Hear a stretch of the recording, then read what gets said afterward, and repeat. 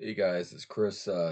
Just wanted to make another video here. Wanted to talk about first off price of Flux. So let's go ahead and take a look at that. Uh, Looking at this, it was just watching it right now, and we had the price just swing above $1 as I was getting ready to do this. Um, Flux is doing some.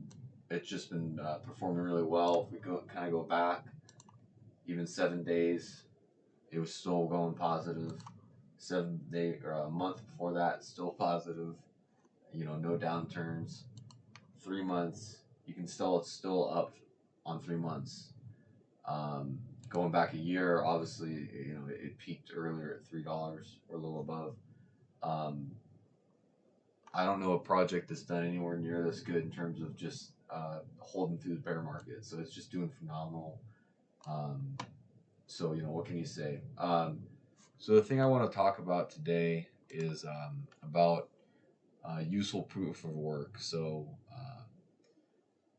a lot of people are wondering, what form that's going to take. So if you were watching a recent AMA, or just, I guess you call it just an interview on the Blind Run Son of a Tech channel, um, Dan Keller went on there.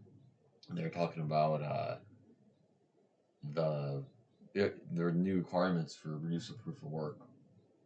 And Dan's answer, I think, was really enlightening. So the question was, are you going to need to run additional PCI lanes to your graphics card for useful proof of work? And the answer was yes. And it didn't say whether it was 4 lanes, 8 lanes. Didn't give an answer.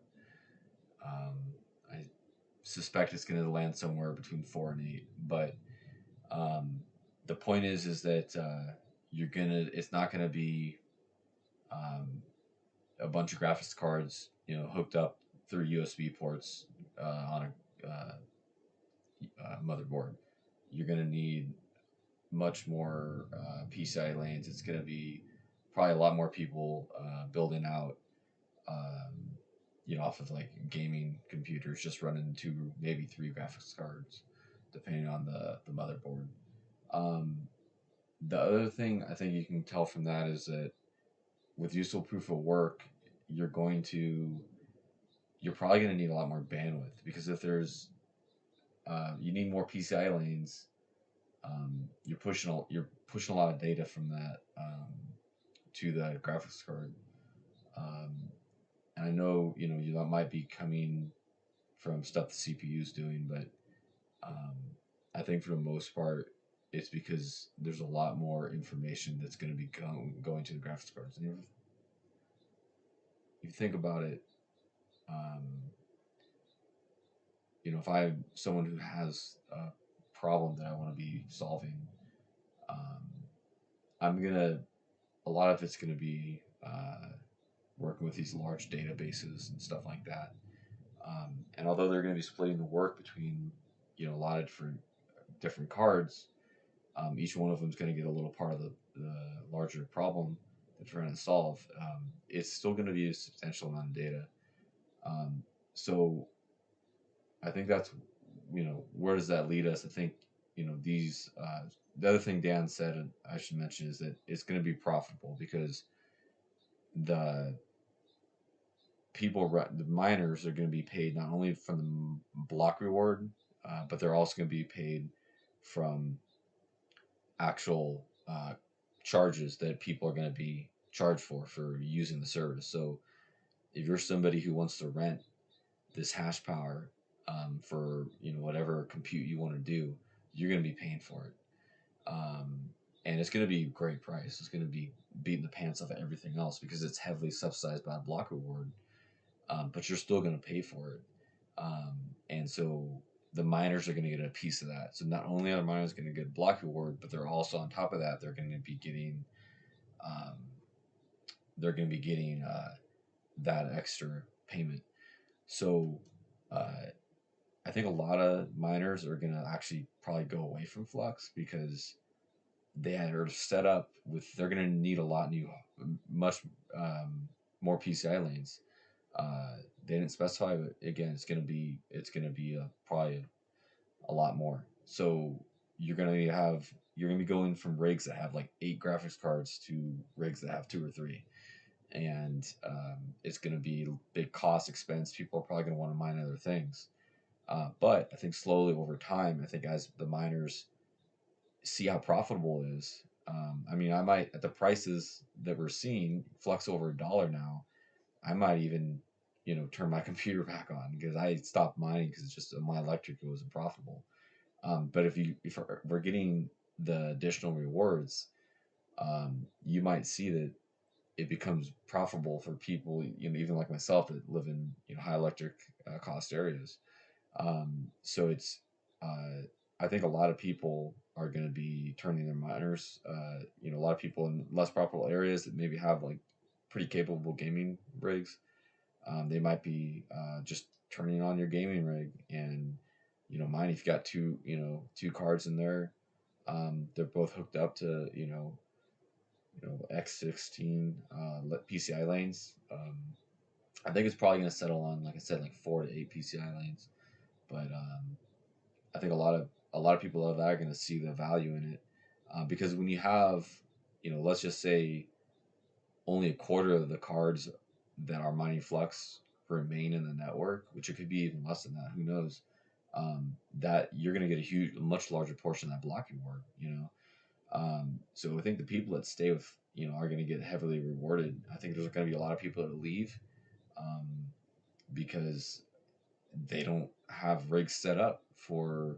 Think about how many miners there are, and they're all set up to be mining the way we've been mining for um, whatever the last 6 years or whatever it's been.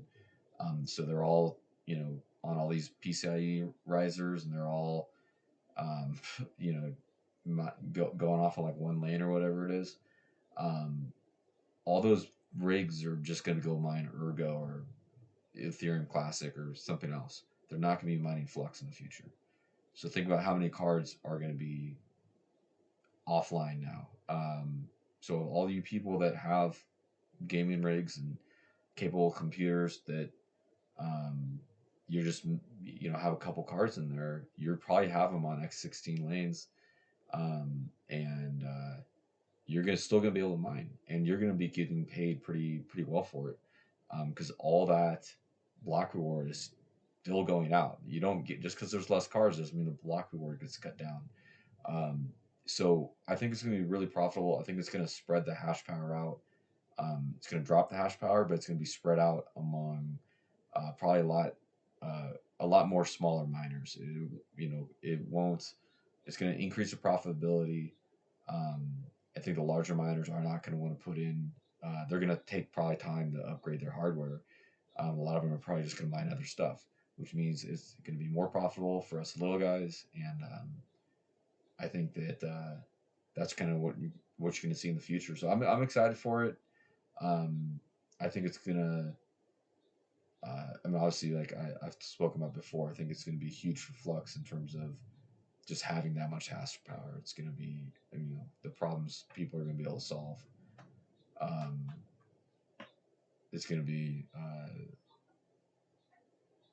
kind of a landmark thing, in my opinion. So that's all I got. Just want to talk about the price, because it's been, you can go back to this page, you can see it's 37% up um, in the last day. So that's just crazy. Flux has been doing so good lately. Um, I think I we kind of regret I sold those 2 nodes to buy that damn watch. I don't really regret it, but I I'm like, damn, I should have waited. But that's how it goes. I don't really care too much, but yeah, it's just doing great. So I mean, Flux below $1 is criminal. I think it's going to retrace a little bit, but if you have, if you're DCAing into Flux, just keep buying it. Just because it's high now, it might stay. You might never see it under $1 again. Who knows? So if you're, just continue to DCA into it, it might drop back down, whatever. But yeah, right now, yeah, it's definitely a great project. and I'm happy I got into it. So with that, I'm gonna let you guys go, and yeah, be the good you want to see in the world.